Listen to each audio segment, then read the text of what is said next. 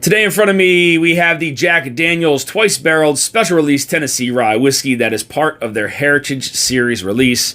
Over the past couple years, Jack Daniel's has put out some amazing whiskeys, from their barrel proof rye to their Coy Hill releases, and then all the way back to their original Heritage Series releases. Let's see how this Heritage Series stacks up amongst the greats.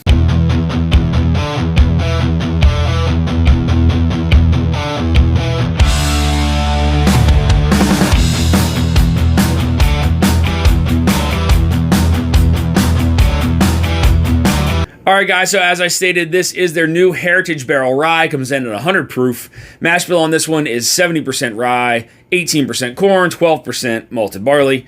Spent 5 years in American white oak, and then spent 2 years in heavy toast, low char heritage barrels. Let's get in the nose.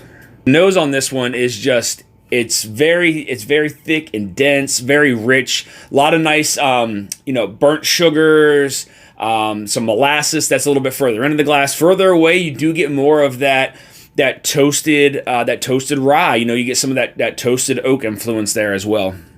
Further into the glass too, I do start to pull out a little bit of fruitiness. Can't really decipher what it is, but it does have some of that toasted kind of aspect to it. So again, further away from the glass, you are getting some of that toasted rye, some toasted oak, and then further into the glass, it just gets really dense with some of those some burnt brown sugars, some molasses, and then there's also this toasty kind of fruit note there as well.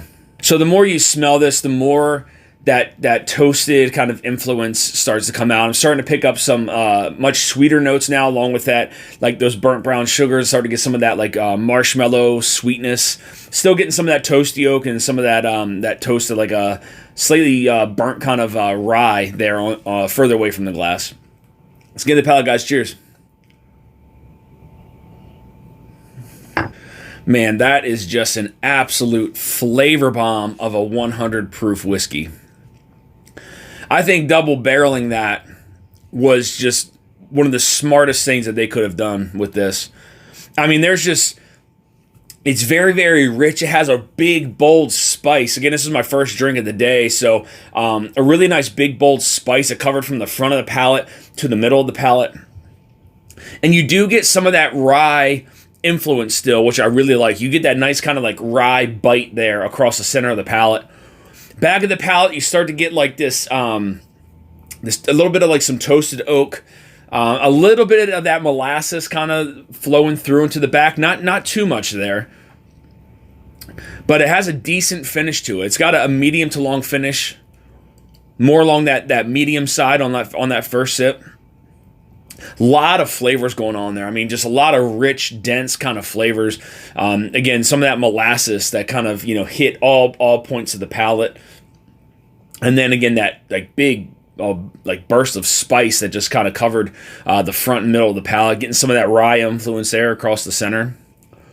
Man, it's just it's very rich, it's very bold.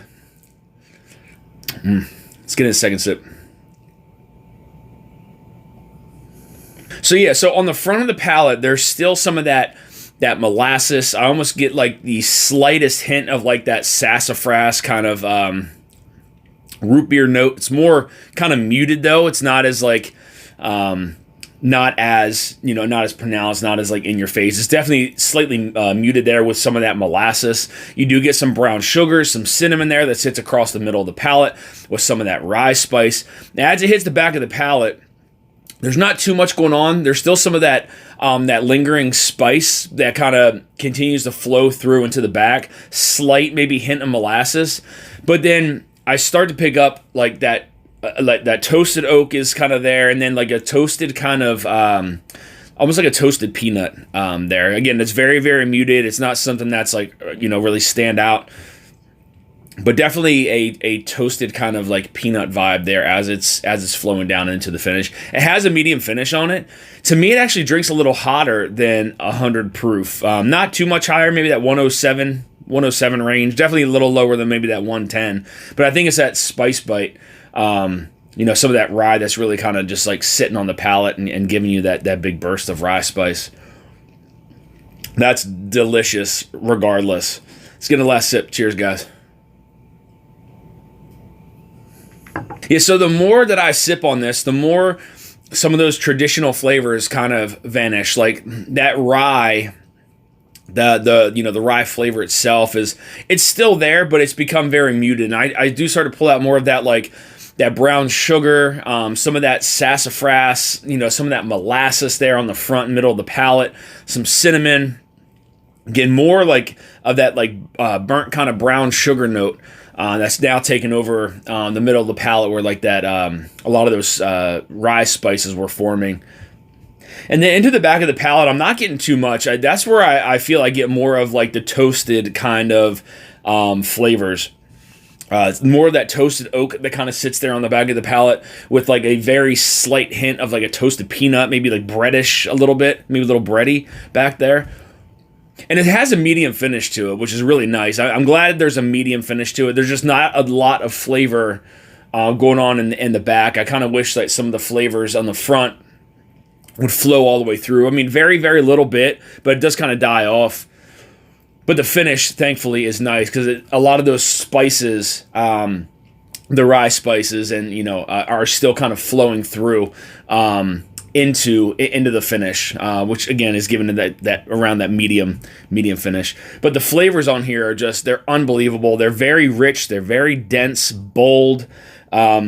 Hell of a job here, guys, by Jack Daniel. So I want to thank you guys for tuning into this episode of Dusty Dan's Whiskey Reviews. I want to give a big shout out to the team over at Jack Daniels for supplying me with the sample here to review on this. Guys, just because this Heritage barrel is 100 proof, don't walk by this one on the shelf. This is a must grab. It should have a price point in the stores of around that $75 mark. But just because it's not barrel proof doesn't mean that this thing isn't packed full of flavor, because it is. I think it's a fantastic release. I think they did an amazing job, pulling it from those American White Oak, during that 5-year period, and then transferring it over into those heavy toast, low char barrels for 2 years. You definitely get the influence from that double barreling, and I honestly think they knocked this one out of the park. It's an absolute flavor bomb. I do wish there was a little bit more flavor on the back of the palate. However, there is kind of that spicy, lingering finish. But again, just because this one is only 100 proof, don't walk by this one thinking that it's not gonna blow you away, because this is a fantastic release. I think it stands true. I think it holds up there with some of the better Jack Daniel's releases, even though it is at that 100 proof mark. Either way, though, guys, hell of a job here by Jack Daniel's. So if you guys are looking for more reviews like this, hit that subscribe button, bell notification to be alerted of any upcoming reviews or live streams. So find me on Instagram at Dusty Dan's Whiskey Reviews. Till next time, guys.